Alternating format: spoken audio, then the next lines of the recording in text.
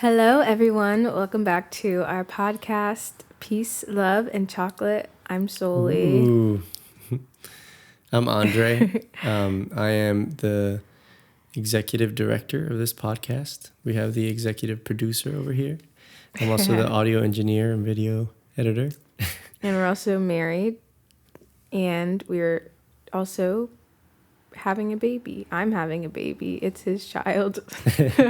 Thanks for the clarification there. Yeah, we are married. We've been married for about 7 months. And we don't want to take too long introducing, but I want to let you know what the podcast is about. It's about love, it's about truth, and it's about navigating those two as a young couple, which I think a lot of young people today are missing a lot of the information we've figured out and that has been revealed to us in the past couple of years. So we integrate talking about society and what we find in media and what we just find to be the cultural norms of today in relationships. And we'll also be sharing our stories, our personal relationship story throughout. So we hope that you leave encouraged rather than discouraged, because this world can be a little crazy and not everything is going to be light and happy. And also with something practical to take back into your own relationships and lives. So today's topic is about provision and the man being the sole provider. What we think about it, whether we agree or disagree, if we think it's too radical. I know, I'm really excited because I know this is something that we've talked a lot about. We have pretty, I guess, strong, or would you say we have strong opinion? Not really. Like opinions about this, I don't know. Yeah, I think compared, especially. I think they seem strong and like radical compared to what is happening out in the world. Yeah, that's what I was gonna say before I was cut off, but. Oh my word, woman-splaining. No, that's exactly what I was gonna say too. I was gonna say I think in today's world it seems radical. It's probably not radical, but today definitely seems radical to say, you know what, the man should be the provider. And I think we can go into some details about that later on too. So was that the intro? Yeah. Okay, so what's next? What do we have for today? What do we start off? So what's the banger? We're going to start off with this tweet that I saw. This lady, do I say who she is? Does it matter? No, you don't. Keep it. Yeah. Okay, so she asked this question and had a poll with it. So it says, ladies, what's sexier? A 50-50 relationship is when you split the bills, date nights, holidays, living arrangements, and everything. Or a man who provides means you can work if you want to, but you don't have to. He knows how to hold it down. And so there's over 4,000 people who voted, and 37% of people said they would want a 50-50 relationship. 63% of women said they would want a man who provides. Which I think is really interesting, especially considering Twitter. Yeah, and because Twitter is a little crazy. Yes, and that is a total hub for a lot of people that wouldn't think or agree when it comes to the man being the provider. So that it is a little bit surprising, but I think it's not that surprising really, because what most women today think and feel, or the way they think about certain topics, especially regarding provision and being the man in the house and all that stuff, they think and will say a certain thing. For example, they'll say, oh, I do want a 50-50 relationship, like we want to both be partners. But then when you go out to eat, they're like, oh wait, no, he's definitely should pay. I don't know, like even many feminist women and many feminist girls, they will say that they want an equal partnership, but at the same time, they will go ahead and say, no, I do want him to pay. I mean, I haven't, maybe one or two girls I've said, like, no, we should each pay every single time. Most girls say it's really nice when the guy pays. So it is really nice when the guy pays. Because I think it's a natural thing. Or what do you think?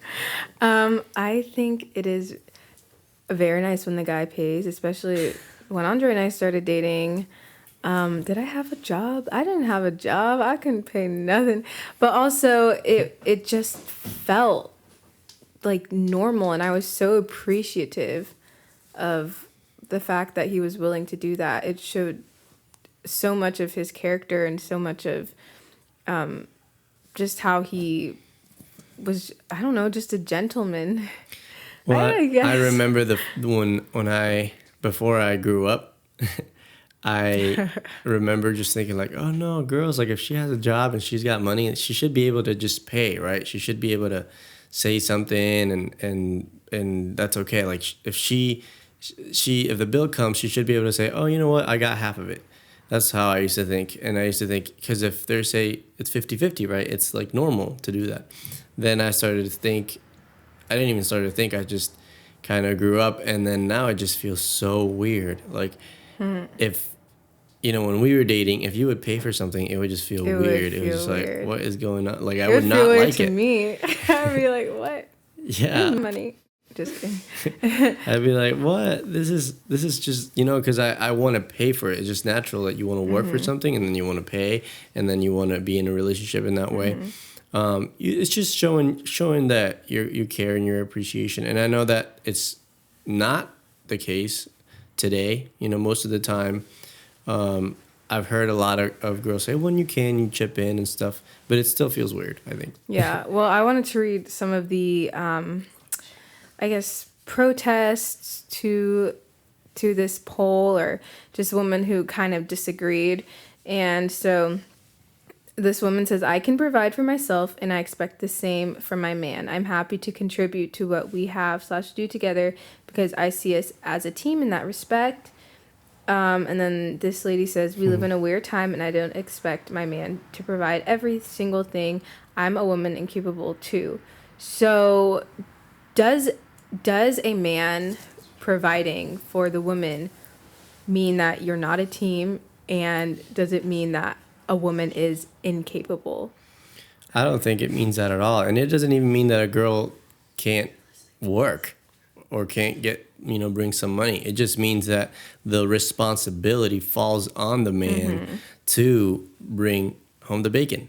That's what happens is you have that responsibility. You have that weight on your shoulders. And if it is the opposite way, if it's the woman that has the weight on her shoulders to be the provider, whenever there's no money, whenever there's, you're lacking something, it should fall on the man to say, you know what, I'm going to figure out how we can do this. It's not to say that the woman can't do that the woman can't, help out, and they should have an attitude like, I want to help out too, of course. And I think that's part of being a team. It doesn't mean that you're not a team. It just means that you work together that way. There's always, whenever you have a team, there's a captain, and the captain has to call the shot sometimes. That doesn't mean that the rest of the team is just sitting around doing nothing, but it means that they're going to contribute as a team, and you're not going to say, oh, I want to do that, I want to do that. No, it works. We work together, right? Yeah.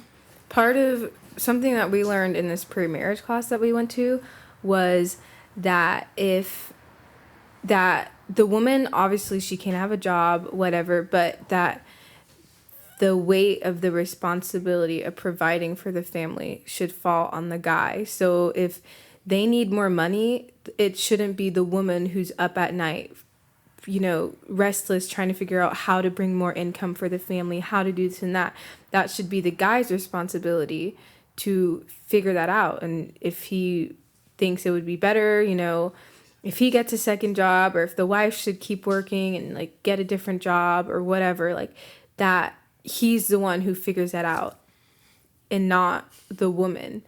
And there's always a way. God provides a way for you to be able to. It's not like, oh, I don't know what to do, whatever. No, God provides. If you put in the effort, there's always opportunities that are going to come up, but you have to have faith and you have to be willing to work and get out there. And I think what happens is that a lot of women have that resentment because, some men are out there and they're like, oh, I don't know what to do, whatever, or I don't have a job. And so they kind of become stagnant in that way. And then it's the woman, it's the wife or woman that is out there being like, oh, I don't know how we're going to pay rent. And then they grow resentful towards the man because the man's like, oh, it's okay, I know you'll figure it out.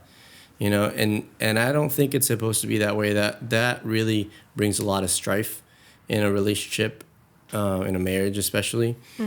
And so I think that's why God made it that way, for us to have certain roles in which we can help each other out in those roles, but also have established roles that don't change throughout time. Yeah. So this person says, I think a 50-50 is better because, in my opinion, it makes both partners feel like they're both contributing to making the relationship work. And I found for our relationship, it didn't feel like like you providing did not have to do with like how the relationship, like whether it would work or not, if that makes sense. Right. Like, if you bought me food, it wasn't like, oh, well, I'm not doing anything in this relationship to contribute. Like, I made sure that my contribution to combat that was to show gratitude and to not take advantage of or take for granted the fact that he was paying for me. And even now, even though I do work, I still, show that same appreciation. And in turn, while he's worrying about providing, I worry about making sure, things like the dishes get done and that, he gets fed and gets food that he likes. Not saying that I only cook or that I only do the dishes, but when I do take the lead in that area, then that frees him up to be the sole provider. And so that is how we make our relationship work and how we both contribute to the relationship. And some people would say, oh, well, that's not equal. But to us, I mean, equal, we're not really striving for equality in our relationship. That doesn't even but really exist. We do, we don't take for granted what the other person does. And it balances it out when he's worrying about how to make more money for us. And I'm worrying about, okay, I'm going to clean the house and do cook for you and stuff like that. And another thing, too, is that for ladies, just a tip, for a guy, it means so much when a girl will be appreciative and be thankful for the effort he puts in. So, if he picks you up and he pays for you and he's opening the door for you, it means so much for you to just be thankful and be grateful, and just, you don't even have to do any of that in return. But if you show appreciation and say, I am so, thank you so much for doing this, I really appreciate it. It goes a mile, And I saw a tweet, and a guy was saying that he had a relationship where he was like, when they went on dates and stuff, he would pay, and then he was like, I will never do that again, because the girl would just sit there on her phone and just not even show any appreciation. Like, he would go out on a limb to make sure this girl was taken care of, and she was so unappreciative. And I think even in that way, I mean, obviously real men shouldn't get scared of that, but well, they should absolutely not get scared, but they should kick that woman they should, but out of their lives. But they shouldn't, the fact that affects, they see that and they're like, why would I want to provide for somebody? Like, in a lot of times when you're in relationships, like, you think like, oh, everybody is like that, if it's a bad relationship. Yeah. But so let me see which other. While you look for that, I just want to say a story. One time that before Sully and I, or actually I think we were dating at that time. We had just started dating, and she had a friend over her house, and we were just hanging out. And they were both they went on for 20 minutes talking about what they want or what they would like for a guy to do on a date. So I want him to do this. I want him to do that. I want him to, open the door for me and pay for me. And, sometimes like it's okay if it's like maybe the fourth date to bring flowers or bring some chocolate. And I want him to do this or that. And so, for 20 minutes we talked about that. Then after that, I asked them, so what do you think a girl should do on a date? And they were like, they had no idea. Look pretty. Yeah. They're like, we really don't know. They'd never thought about what does a guy appreciate on a date? What things make him happy and pleased. And I think that's such a crazy thing to think about today. Today, most girls don't really think, how can I make sure that the guy's happy. You know, it's like doesn't even cross their mind. And I think that is something to keep into consideration, because there are things like being appreciative and being thankful that are important to us other than just looking pretty. Yeah. Okay, so this tweet, I'll just read, I guess. Yeah. Okay, he says, it's not possible for a man to provide anymore because of cost of living, societal norms, etc. If only it were so easy.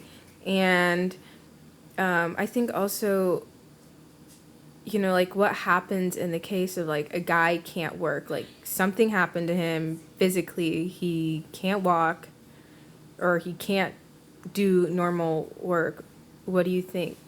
I mean, I think yeah. I think that's when you have to trust the Lord, because He always makes a way. So it's true that, you know, when the women entered the workforce, the jobs were kind of cut in half, you know, so and salaries were cut in half. So now it's a lot harder for to be, you know, the sole provider in one home. And so that's kind of like what we were talking about earlier, that God provides, and then if the woman brings home money, it's not like it's a bad thing. You know, it's not like, oh, that's not allowed or whatever. It's just to say that the responsibility and the weight of it should fall on the man. And then you can work as a team in that. I know women that are simply better than men at finances, let's say, you know. But I think it's still, not Sully's case. But I think it's still a good thing for the guy to learn about that, you know, to learn, you know what, how can we invest?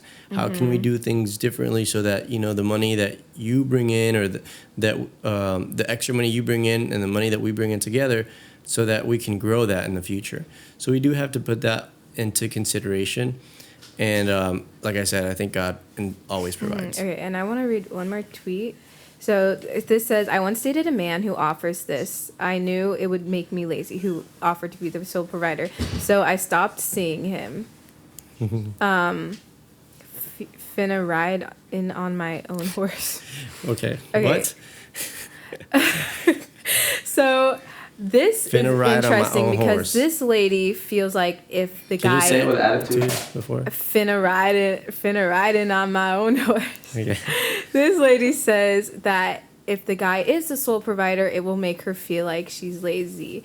And she also was saying that she feels like she has to work, because if she doesn't work, like she has to be creative and be like get opinions from other people and, you know, things like that. Yeah. So I think you are as lazy as you make. I mean, you are as lazy as you make yourself. I don't know how to word this, but it's like if you don't put in, like, you have to figure out ways to put in effort too.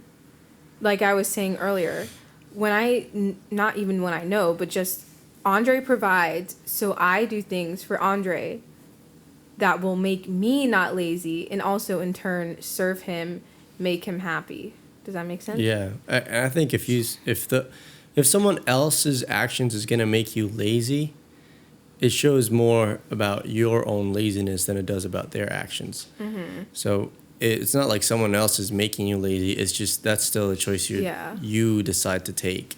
You know, so it's like, oh, the fact that he's providing is making me lazy. It's like, no, it's like, you were lazy before then, and then you decided that to be an excuse for it. Exactly. Okay. So something that I thought was interesting, because I was like, you know, one of the objection to this is that it's a societal, it's something that society has created. Like the guy provides and the mom like stays at home. And I was like, this is this is interesting, because I've always believed that was just how we were made. And so I was wondering, like, is there science, is there some sort of like something substantial other than like, oh, well, God just made us this way, or, oh, yeah, it is a societal norm, but I think it's the best way. So I found this. I forgot to put the website, but we can put it in the description box if you're watching on YouTube. So this guy was talking about, here's a quote from from his article. When we were hanging out in our mother's wombs, our bodies were flooded with a bunch of different hormones. According to The Male Brain, which is, I think, a book, two of these substances, specifically anti-Mullerian hormones and testosterone, primed the circuits of our tiny male brains for certain functions like exploratory behavior, muscular and motor control, spatial skills, and rough play. And men have better visual spatial skills than women do. So basically they are better at noticing small, quick movements. They're better at visualizing things in their head, like 360. Wait, but I thought we were the same. No, not according to facts and science. And it says they are also built with a larger dorsal premammillary nucleus, also called the defend your turf part of the brain. This part of the brain is designed to detect territorial challenges by other males, and they also have a larger amygdala than women, which is the alarm system. Amygdala. Which is the alarm system for danger. So they are specially alert to potential threats to themselves and their loved ones. So they have, according to this, they have an innate need to look ahead, to plan, to prepare, to strategize.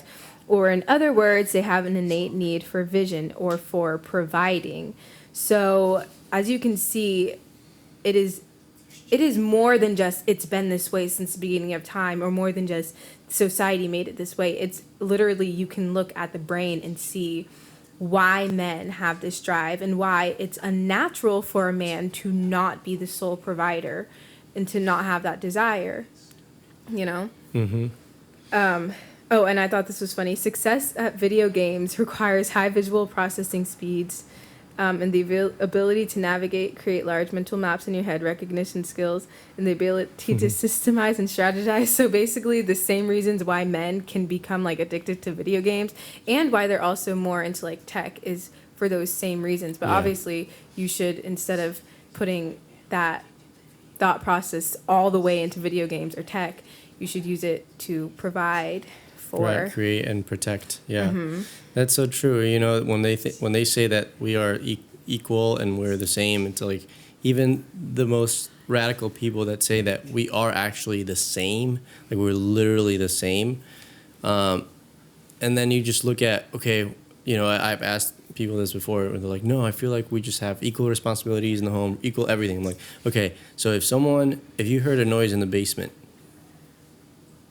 who's gonna go down? The woman, obviously. You know, like women freak out over spiders, you know, like and like tiny cockroaches, you know, and I think that's one of the ways in which you can tell, no, it's the man's job to provide. You know, if the man runs away and he's screaming and the girl's like, oh, I'll get it. You should kind of check that out, girls. You know, because when someone comes into the door, you don't want to be with someone that's going to like scream and do all that. Yeah, and then obviously it's the opposite. Women have less of these things that men have more of in their brains, and I think that's part of why they want to be protected. And yeah. All right. And provided for. Do you have something else, or is this That's it? Alrighty. So thank you so much for watching. We're closing up here. We had an audience today. Yes. Wow. our first live show. And we're gonna have more podcasts, weekly podcasts, and we also have music and we have more videos. So check us out. We'll have all the links and stuff up there. This is before people have to pay to watch us, so you're lucky. Just kidding. Bye-bye. Bye. Thanks for listening. Bye, guys. Bye. Bye, guys. See you later. I hope you enjoyed the live event today. Just wait till next time. They're gonna be like, "This video is sponsored by Honey." Save Squarespace. by Squarespace. Say 50% report card. Sorry, Jerry. Recording.